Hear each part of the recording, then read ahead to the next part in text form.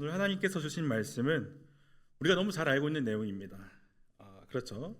이 엘리야의 얘기를 나눌 텐데 오늘 읽은 본문을 포함해서 열왕기상 17장 그리고 18장 그리고 19장까지의 내용들을 전반적으로 살펴보도록 하겠습니다. 바알 선지자 450명과의 전투, 아마 교회를 다니지 않아도 이 전투는 한 번씩 다 들어보셨을 것 같아요. 그만큼 유명한 전투인 갈멜산 전투라고 하는데, 이 전투는 단순히 세력 다툼 같은 것이 아니었습니다.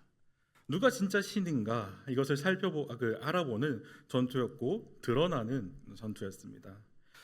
네, 그래서 오늘 중심으로 볼 것은 이 전투 왜 나왔는지, 이 전투가 왜 생겨났게 됐고, 이 사건이 왜 일어났고, 엘리야는 왜 무릎을 꿇어 기도했는지, 그런 것들을 살펴보면서 오늘 말씀을 다 듣고 난 후에는 바라는 것이 있다면 우리가 하나님 앞에서 구해야 할 것이 무엇인지, 우리가 엎드림 가운데 구할 것이 무엇인지를 분명히 알게 되기를 간절히 소망합니다.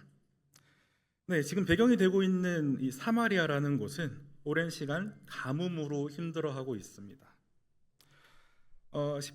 열왕기상 18장 1절에 보면 3년 동안 비가 오지 않았다라고 얘기를 하고, 그리고 그 야고보서에도 이 엘리야에 대한 얘기를 할 때 3년 6개월 동안 땅에 비가 오지 않았다라고 얘기를 합니다. 기록을 하고 있습니다. 긴 시간 동안 가뭄이 지속된 것이죠. 지금도 만약에 3년 이상 비가 오지 않는다면 아주 큰 문제가 될 것인데, 지금은 그래도 대체할 수 있는 방법들이 꽤나 있습니다. 하지만 그 당시에 3년 6개월의 그 가뭄은 생명을 위협하는 일이고 그 당시 사람들에게 아주 큰 문제가 되었을 것입니다. 그렇다면 이 가뭄이 왜 일어났을까요? 이 가뭄은 하나님의 뜻이었다고 분명히 밝히고 있습니다. 17장 1절에 보면 분명히 이 가뭄이 왜 일어났는가를 말하고 있는데, 제가 읽어드리겠습니다. 길르앗에 오거하는 자 중에 디셉 사람 엘리야가 아합에게 말하되, 내가 섬기는 이스라엘 하나님 여호와께서 살아계심을 두고 맹세하노니 내 말이 없으면 수년 동안 비도 이슬도 있지 아니하리라. 아멘. 네, 이 가뭄의 주체, 가뭄을 허락하신 분이 하나님이라고 분명히 얘기를 하고 있습니다. 비가 오는 것, 그리고 비가 그치는 것, 비가 오지 않는 것, 이 모든 것 다 하나님의 영역이죠. 지금 엘리야와 아합이 살고 있는 이때 그들은 하나님과 언약을 맺고 있는 것이 영향을 끼치는 시대였습니다. 신명기에 이에 대한 내용이 잘 나오고 있고, 이 비에 대한 내용도 하나님께서 분명히 명시하셨습니다. 신명기 11장 13절에서 15절 말씀, 내가 오늘 너희에게 명하는 내 명령을 너희가 만일 청종하고 너희의 하나님 여호와를 사랑하여 마음을 다하고 뜻을 다하여 섬기면 여호와께서 너희의 땅에 이른 비, 늦은 비를 적당한 때에 내리시리니 너희가 곡식과 포도주와 기름을 얻을 것이요 또 가축을 위하여 들에 풀이 나게 하시리니 너희가 먹고 배부를 것이라. 하나님께서는 약속하신 것이 있습니다. 너희가 명령을, 하나님 말씀을 잘 지키고 청종하면 땅에 적절한 비를 내리시겠다. 이른 비와 늦은 비를 알아서 하나님께서 잘 적재적소의 타이밍에 내리시겠다. 그렇게 된다면은 우리는 그 적당한 때에 곡식을 얻을 수 있고 포도주, 기름을 얻을 수 있어서 배부를 것이다. 살 수 있게 된다. 생명을 유지할 수 있게 된다는 하나님의 언약이, 약속이 신명기에 명시되어 있습니다. 근데 이 조건을 지켜야 하는 것이죠. 내 명령을 청종하고 여호와를 사랑하며 마음을 다하고 뜻을 다해서 섬기면이라는 조건이 붙어 있습니다. 이렇게 한다면 하나님께서는 적절한 비를 내려주시겠다. 곡식, 포도주, 기름, 살아갈 수 있는 환경을 허락하시겠다라고 약속하신 것이죠. 네, 다시 엘리야를 통해 하신 하나님의 말씀, 이 하나님의 말씀이 있기 전에 비나 이슬이 맺히지 않겠다. 지금 하나님께서는 말씀을 하지 않겠다고 선언하신 것과 같습니다. 있기 전까지는, 하나님 다시 말씀하시기 전까지는 비나 이슬이 없다라는 이 선포는 어떻게 해석할 수 있냐면 하나님과의 언약의 문제가 발생했다는 뜻입니다. 하나님을 사랑하고 명령을 듣고 지키는 것이 안 되기 때문에 하나님의 공급이 일시적으로 끊어진 것입니다. 그렇게 해서 지금 가뭄이라는 것이 벌어진 겁니다. 이 가뭄 때문에 백성들은 고통받고 있고 죽어가고 있습니다. 이를 잘 보여주는 대목이 열왕기상 17장 후반에 나오는 사르밧에 살고 있는 과부와 그의 아들의 이야기에서 잘 드러납니다. 이들은 삶을 살아가고자 하는 의지를 완전히 잃어버렸습니다. 엘리야를 그들이 만나게 되는데 엘리야와 그들은 마지막 식량을 먹고 자신들은 그 과부와 아들은 이제 죽을 것이라고 말을 하고 있습니다. 물론 이 당시 과부로 살아가는 것도 아픈 일이고 힘든 일이었겠지만 엘리야가 그들에게 했던 말이 뭐냐면 두려워하지 말라. 열왕기상 17장 13절의 말씀에 엘리야가 두려워하지 말라라고 얘기를 하는 거 봤을 때 그들은 단순히 삶의 의지를 잃는 것뿐만 아니라 두려워하고 있다라고 얘기를 하는 것이죠. 그래서 과부는 죽고 싶어서 죽음을 말하는 게 아닙니다. 되려 살고 싶었어요. 살고 싶었는데 더 이상 살 방법이 보이지 않았습니다. 그래서 마지막 남은 음식을 놔두고 이제 이것을 먹고 죽음을 받아들이겠다라고 완전히 선언한 것이죠. 다시 말해서 그들은 살고 싶지만 더 이상 살 수 없는 환경 때문에 죽음을 선택하려 했던 것입니다. 네, 이것은 물론 이 과부의 얘기뿐만 아닐 것입니다. 그 시대를 살았던 많은 사람들도 별반 다르지 않았을 것 같아요. 살고 싶으나 살아갈 방법을 잃어버려서 상실해서 살아갈 의지와 능력과 힘, 이 모든 것을 다 잃어버린 사람들, 그 당시 백성들의 상태가 거의 이랬다고 얘기를 할 수 있다는 것입니다. 누가 이들을 도울 수 있을까요? 누가 이들을 죽음의 문턱에서 돌이켜서 다시 우리 살아가 보자, 다시 우리에게 희망이 있다라고 얘기할 수 있을까요? 무엇을 근거로 살아갈 수 있다 말할 수 있을까요? 자, 이 역할을 누가 할 수 있었냐? 누가 그들을 도울 수 있었냐? 바로 왕이었습니다. 왕이 이 역할을 할 수 있었는데 물론 왕이 비를 내리게 한다거나 그런 건 할 수 없었습니다. 그리고 다른 나라에서 뭐 그런 외교를 잘해서 식량을 구해오는 것을 책임져야 한다 이런 얘기도 아닙니다. 이 당시 왕이 해야 했던 것은 하나님 앞에 나아가서 기도하는 것이었습니다. 기도의 무릎을 꿇고 회개해야 했습니다. 지금 하나님 말씀이 들리지 않는 시간이 그렇게 길어짐에도 불구하고 하나님의 단절이 그에게는 그 왕에게는 별 문제가 아니었던 것처럼 보입니다. 그래서 지금 왕이 먼저 나서서 하나님 말씀이 들리지 않아서 끊어진 희망 가운데 백성들을 다시 하나님과 연결할 수 있도록 책임을 져야 하는 사람은 바로 왕이라는 것입니다. 그 왕이 자신의 실존이라고 하는 자신의 존재, 자신의 자리, 이 모든 것을 걸고 기도하며 회개해야 했습니다. 하나님이 주신 땅을 이방 신상과 이방 신의 지도자들의 모임으로 더럽힌 것을 회개해야 했습니다. 하나님과 친밀히 교제하고 행복해야 할 그 땅에서 하나님이 아닌 가짜 신들을 예배하고 가짜 신들과 친밀했던 그 모든 것들을 회개해야 했던 것이 이 당시 왕이었던 아합이 해야 했던 일이었습니다. 근데 그 당시 왕이었던 아합과 그의 아내였던 이세벨은 뭘 하고 있었을까요? 자, 사르밧 과부 아까 그 만난 사건이 있고 3년이 지났습니다. 이제 드디어 하나님 말씀이 떨어졌습니다. 이제는 엘리야가 아합 왕을 만나러 갈 때가 되었다라고 얘기를 하면서 이제 이 아합을 만나고 나면 이 길고 길었던 가뭄이 끝나고 비를 내리시겠다 약속을 하신 것입니다. 이때 이세벨은 뭘 하고 있었냐? 여호와의 선지자를 죽이고 있었습니다. 하나님의 사람들이 멸했다라고 표현을 하는데 다 죽여버린 것이었죠. 그리고 아합은 전국 곳곳에 돌아다니면서 물이 있을 만한 곳을 찾아봐라 라고 명령을 합니다. 지금 아합도 이세벨도 그 긴 시간 동안 하나님께 나아갈 기미가 전혀 보이지 않습니다. 각자 자신들의 방식으로 이 문제를 해결하려고 하고 있으면서 점차 정답에서는 멀어지고 있는 모습을 볼 수 있는 것입니다. 애초에 이세벨이라는 사람 자체는 바알을 섬기는 사람이었습니다. 그는 엣바알의 딸이었다라고 표현하는데 바알의 사람이라는 것입니다. 바알의 사람이라는 뜻입니다. 엘리야가 이렇게 3년 넘는 시간 동안 좀 피해 다니고 숨어 지내다가 드디어 아합 앞에 나타났습니다. 그리고 나서 이제 우리가 알고 있는 갈멜산 전투가 일어나게 되는 것이죠. 누구 때문에 이 가뭄이 일어났는가에 대해서 확실히 하자라는 얘기를 하는 것입니다. 그래서 이제 그 전투가 시작하게 되는데 이때 백성들도 많이 모여있던 것처럼 보입니다.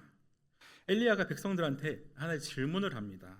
엘리야가 모든 백성에게 가까이 나아가 이르되 너희가 어느 때까지 둘 사이에서 머뭇머뭇하려느냐.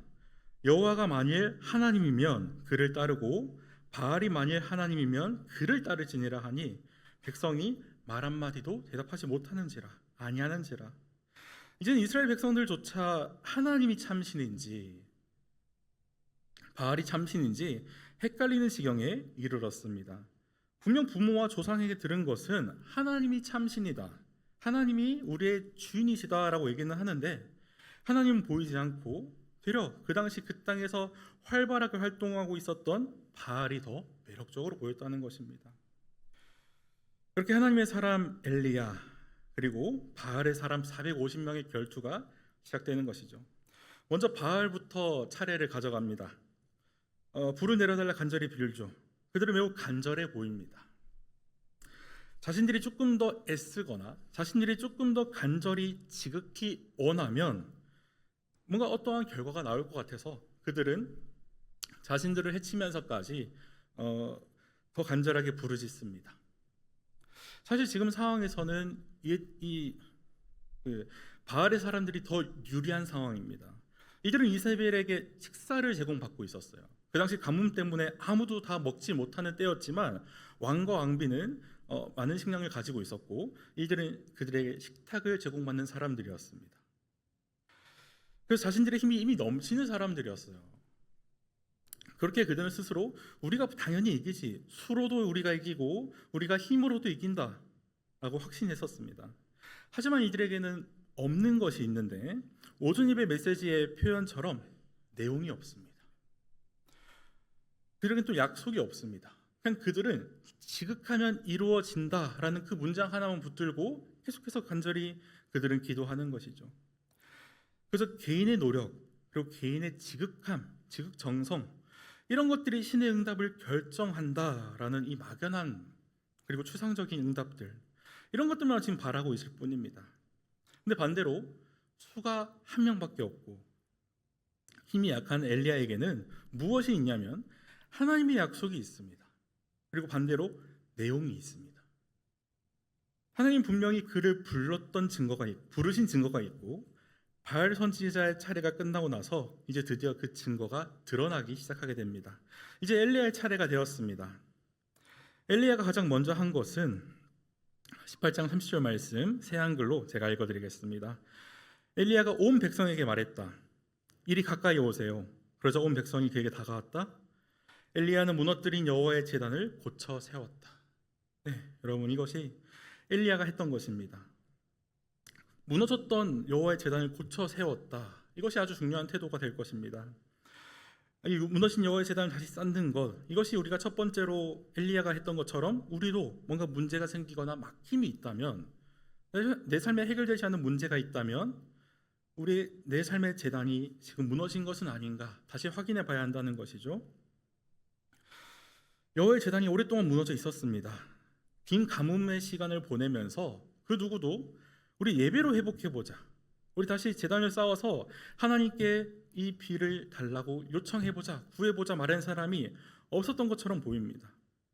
하나님을 향해서 참된 예배를 드리자 말하는 목소리가 있었다고 해도 아무런 영향이 없었던 것으로 보인다는 것이죠. 그렇게 무너진 제단을 다시 세우자, 이 무너진 제단 가운데 우리가 다시 함께 이 제단을 세우기 위해 노력해보자 라고 말하는 사람들이 없었던 것으로 보입니다. 네, 내용을 계속 보게 되면 그렇게 하나님을 예배하는 제단이 다시 세워지고 이제 엘리야가 기도합니다. 불리한 조건입니다. 근데 그 상황 속에서도 그가 기도하자마자 불이 내려와서 그 재물과 장작과 흙 그리고 부었던 물까지 다 모든 것들이 불살라 버렸고 불에 타버렸습니다. 이제 이 모습을 보고 드디어 이스라엘 백성들이 고백을 합니다. 제가 열왕기상 18장 39절 말씀을 읽어드리겠습니다. 모든 백성이 보고 엎드려 말하되 여호와 그는 하나님이시로다. 여호와 그는 하나님이시로다 하니. 아멘. 네, 그동안 갈팡질팡했습니다, 백성들이. 근데 이제서야 진짜 하나님, 진짜 참신이 누구인지를 알고 고백하는 장면이 나오게 되는 것입니다. 근데 아직 여기서 끝나버리면 해결되지 않은 게 하나 있습니다. 뭐냐면 비가 아직 오지 않았다는 것입니다. 네, 그렇게 엘리야의 기도가 시작되는 것입니다. 드디어 오늘 읽은 내용인데요. 엘리야는 승리하고 나서 이 바알 선지자들을 끝장내고 이제 왕인 아합에게는 음식을 먹고 마시라 합니다. 아합은 그 얘기 듣고 좋다 하면서 먹고 마십니다. 그리고 엘리야는 그 전투가 있었던 갈멜산으로 다시 돌아가서 얼굴을 무릎 사이에 넣고 그곳에서 기도를 시작하게 됩니다. 이 장면은 극명한 대조를 이룹니다. 반대되는 모습이 있다는 건데 두 사람은 완전히 대조를 이룹니다. 아까 말씀드렸듯이 가뭄이 3년 6개월이라는 그 긴 시간 동안 있었어요. 그러면서 백성들은 고통받고 굶어 죽어갔습니다. 더 이상 삶의 의지가 없어 보이는 그들, 두려워서 어떻게 살아야 될지 모르겠는 그들을 향해서 실존을 걸고 책임을 느끼며 기도해야 할 사람은 지금 이 엘리야보단 왕인 것이 더 맞다고 생각합니다. 그게 어쩌면 더 왕의 역할이고 백성을 거룩한 자리로 이끌고 하나님께 가까이 하도록 이끄는 거, 이거 아합의 역할인 것입니다. 근데 아합은 그 기도의 무릎을 꿇지 않습니다. 그래서 자신의 이익만, 자신의 먹을 것과 입을 것과 자신의 놀 것만을 쫓는 아합의 모습, 이 아합의 모습이 이 엘리야의 모습 봤을 때 이 두 모습이 너무 대조된다는 것입니다. 그리고 여러분, 이것을 아합의 한 개인의 악함으로만 볼 수는 없습니다. 그냥 아합은 아주 악한 왕이구나, 저 사람 어떻게 저럴 수가 있지, 이렇게 생각하고 끝낼 수는 없습니다. 이것을 우리의 이야기로 대입을 해봐야 된다는 건데, 한번 이것을 우리의 이야기로 가져와 보겠습니다. 여러분, 우리는 다 우리는 고백하면서 얘기하다시피 우리는 다 죄인입니다. 왜냐하면 우리는 하나님과의 단절된 사람들입니다. 그래서 이제 끊어진 관계로 회복을 해야 하는데 우리는 무릎을 꿇지 않았습니다. 하나님께 돌아가기를 꺼려하고 되려 하나님께 따지는 겁니다. 언제 우리를 사랑하셨습니까? 우리가 무엇을 잘못했습니까? 죄를 지었으면서도 죄를 인정하지 않는 모습을 보였습니다. 회개를 해야 했지만 계속 변명을 하는 거죠. 그 결과가 어떻게 됐느냐? 바로 죄와 죽음입니다. 근데 그때 우리가 무릎을 꿇지 않고 고집을 부렸던 우리의 모습을 보시고 우리를 대신해서 하나님 앞에 무릎을 꿇으신 분이 한 분이 계십니다. 바로 예수 그리스도죠. 엘리야는 갈멜산에서 비를 위해서 엎드렸습니다. 비가 왔으면 좋겠습니다. 비가 내려서 우리 생명들이 살아나게 해주십시오라고 기도했습니다. 근데 여기서 예수님이라는 분은 더 나아갔습니다. 죄인인 우리 모두를 위해서 겟세마네에서 엎드리셨죠. 거기서 기도하셨습니다. 나의 원대로 마시옵고 아버지 뜻대로 하옵소서라는 우리의 이 기도문 너무 유명하지 않습니까? 우리의 죄를 짊어질 그분의 순종의 기도, 이 모습을 볼 때 단순히 아합은 악하다, 아합은 문제가 있었다라는 그런 얘기가 아니라 우리의 원래 존재가 그곳에 있었다라는 것을 발견하게 되었습니다. 우리가 하나님께 나아가지 않습니다. 예수님께서 그런 우리를 위해 대신해서 하나님께 나아가게 된 것이죠. 우리가 져야 할 죄의 심판, 죄 그리고 죽음의 무게, 이 모든 것을 다 예수님께서 대신 받으신 것입니다. 우리가 무너뜨린 하나님과의 관계를 예수님께서 자신의 몸으로 다시 세우신 것입니다. 그래서 여러분, 우리에게 주신 기회이자 은혜가 무엇이냐 묻는다면 오늘 현대를 살아가는 우리에게 이 그리스도의 복음이 어떻게 희망이 되냐 묻는다면 우리가 무너지고 흔들릴 때 우리는 하나님께 대적하면서 하나님께 나아갈 수 없을 그때 우리를 위해서 중보하고 기도하는 예수 그리스도가 계시다는 사실이 우리에게 희망이 되는 것입니다. 그래서 여러분, 우리가 엎드림 가운데 구할 첫 번째는 우리 예배의 단, 예배의 처소를 회복하는 것입니다. 예배할 수 없는 그때가 올 수도 있습니다. 예배가 되지 않는 그때가 올 수도 있습니다. 그때 우리는 스스로의 힘으로 일어날 수가 없는 그 무력감을 느낍니다. 되려 그 과부처럼 두려움을 느낍니다. 그때 우리를 위해서 기도의 무릎을 꿇는 그리스도가 있기 때문에 우리는 힘을 얻어 나아갈 수 있는 담력을 얻는다, 성경은 얘기하고 있는 것입니다.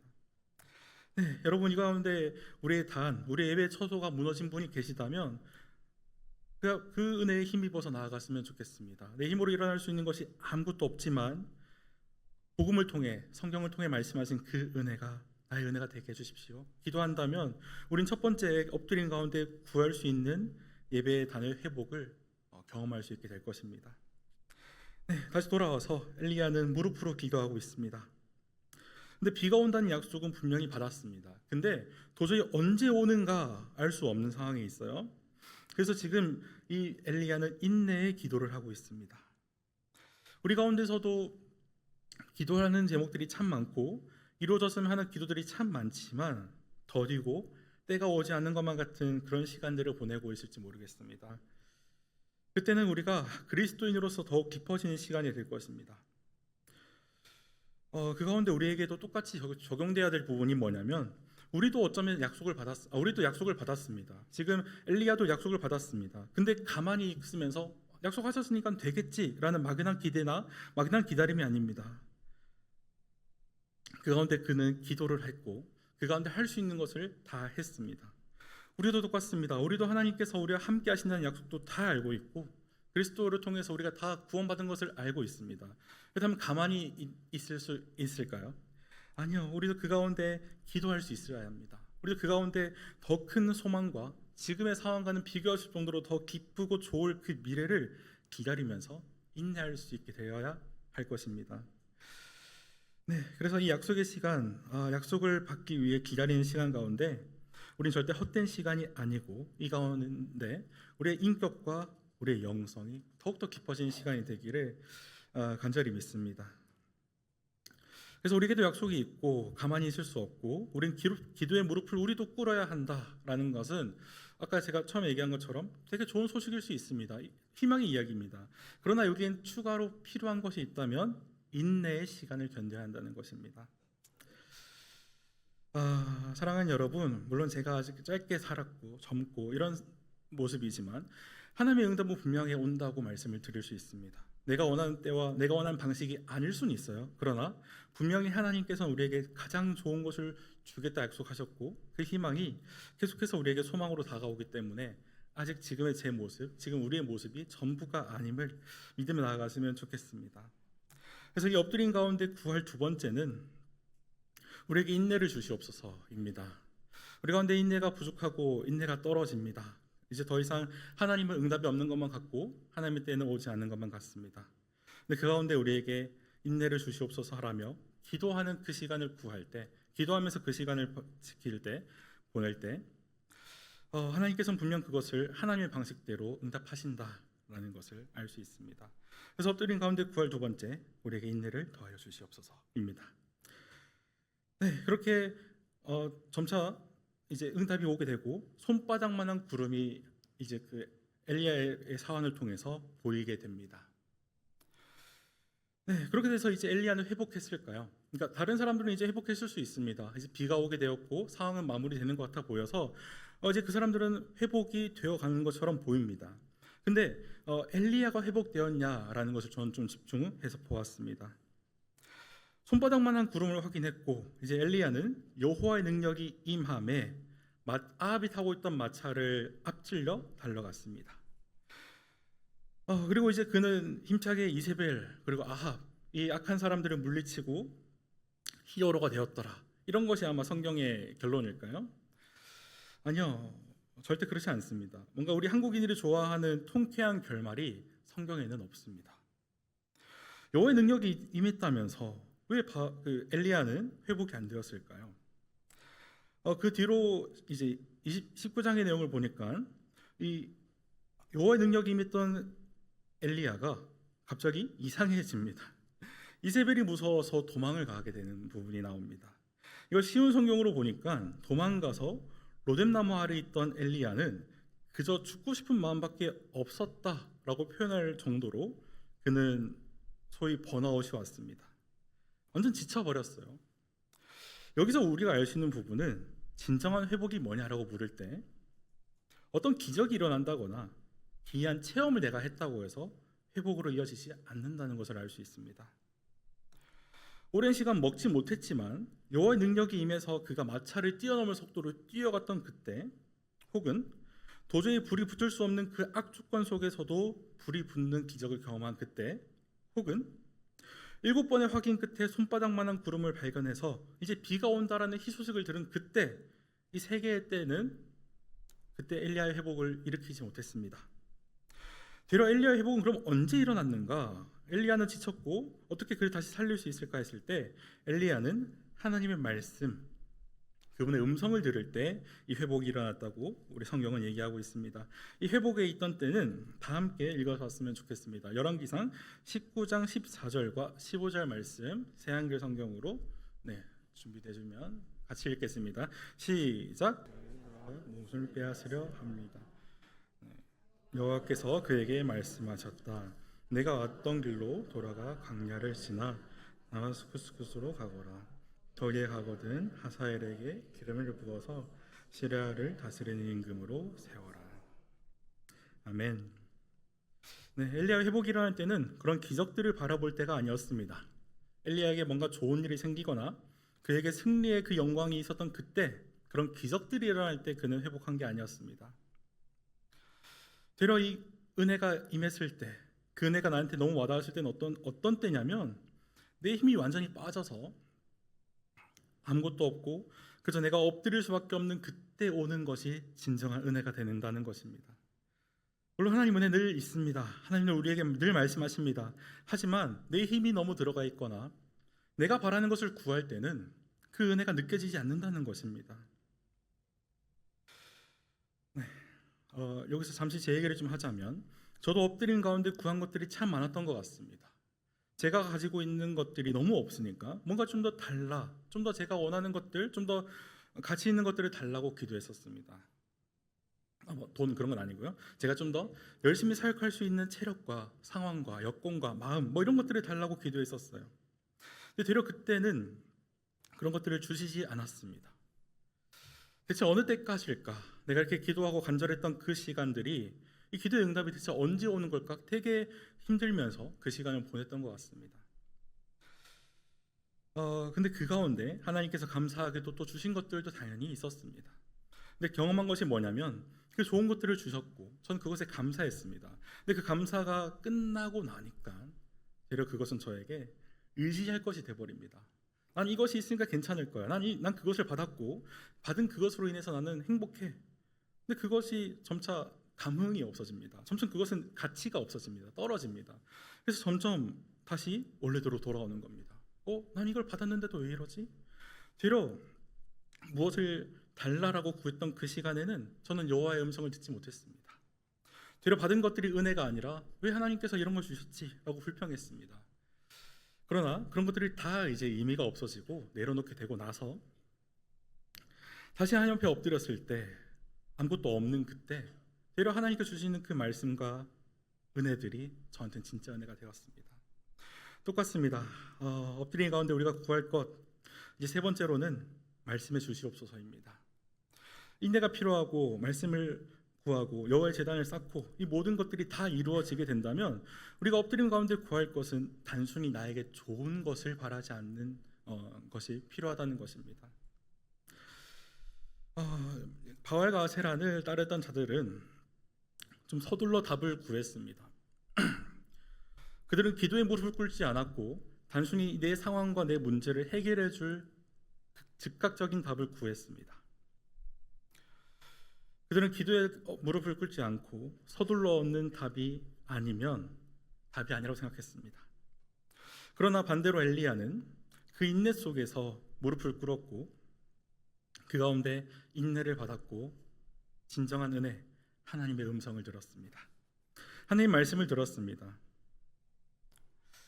이것을 지금 오늘 현대로 가져와 보면 서둘러 답을 얻는 것은 무엇입니까? 질문한다면, 우리 길거리에 시내나 이런 데 나가보면 널려있는 신점 보는 곳, 사주 보는 곳, 타로집, 이런 것들이 아마 그런 것이라고 생각됩니다. 당장의 결과를 바랍니다. 내가 대가를 지불하니까 이 대가에 대한 응답을 곧바로 해주시옵소서라고 기도하진 않지만 그렇게 얘기하는 것과 같은 행동을 하는 것이 바로 그 일이라는 것입니다. 그래서 점점 우리 사람들은 인내를 잃어버렸고 하나님 말씀을 듣기가 어려워졌습니다. 그리고 또 무엇이 있냐면 엎드리는 그 시간이 아깝게 느껴집니다. 남는 시간에도 뛰어라라고 얘기하죠, 사람들은. 근데 그 가운데 하나님은 우리에게 엎드려 기도하라라고 말씀하십니다. 이 모든 대조들이 다 맞아떨어지진 않겠지만 하나님을 예배하고 하나님 말씀을 듣기를 원하는 그 태도에 있어서는 이것은 너무 중요한 태도며 우리에게 필요한 태도라고 느껴집니다. 그래서 섣부른 응답, 섣부른 변화 이런 것들을 바라는 시간들이 꽤나 길었지만 이제선 더 이상 그런 것들을 바라지 않습니다.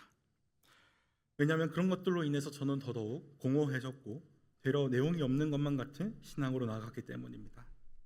그래서 저는 이제 기도의 무릎을 꿇고 진짜 하나님께서 언제 주실지는 모르겠지만 점차 오고 있는 그 새 희망과 소망을 가지고 기도하며 나아가는 이 인내의 시간을 통해서 전 더 깊어지는 영성과 깊어지는 인격으로 나아가고 있다는 것을 발견할 때 저에겐 너무 충분한 은혜가 되었습니다. 이 은혜가 여러분에게도 있기를 간절히 소망합니다. 그렇게 단순히 우리에게 좋은 무언가를 구하는 것은 이제 우리는 벗어나야 될 줄 믿습니다. 이제 이 가운데 그렇다면 마지막으로 우리는 무엇을 구하며 나아가야 합니까? 라고 질문할 때 우리의 일상을 거룩히 살아갈 힘을 달라고 구해야 합니다. 우리의 일상은 모두가 다 살아갑니다. 또 누군가는 억지로 살아가긴 하겠지만 그래도 살아는 갑니다. 근데 우리는 그리스도인으로서 더 한 걸음 나아가서 뭔가를 구해야 한다면 엎드린 가운데 우리는 구해야 할 것이 무엇입니까? 질문할 때 거룩히 살아갈 힘과 능력을 더해 주시옵소서 기도해야 합니다. 그래서 우리의 삶 가운데 제단을 쌓고 기도의 재단을 쌓고 기도의 처소를 쌓고 즉각적인 응답이 없다 하더라도 하나님 말씀을 구하며 나아갈 때 우리에게는 그 거룩하게 살아갈 힘과 능력이 더해질 줄 믿습니다. 그래서 우리의 삶이 달라질 수 있습니다. 아직 가장 좋은 것이 오지 않았기 때문에 우리의 삶이 막혀 있는 것만 같고 때로는 그 과부처럼 두려워서 더 이상 살 희망과 소망이 없다고 말하는 그때처럼 느껴지는 그 삶 속에서도 우리는 말씀을 구하며 거룩히 이 기도의 무릎을 꿇으며 살아갈 수 있게 되기를 간절히 소망합니다.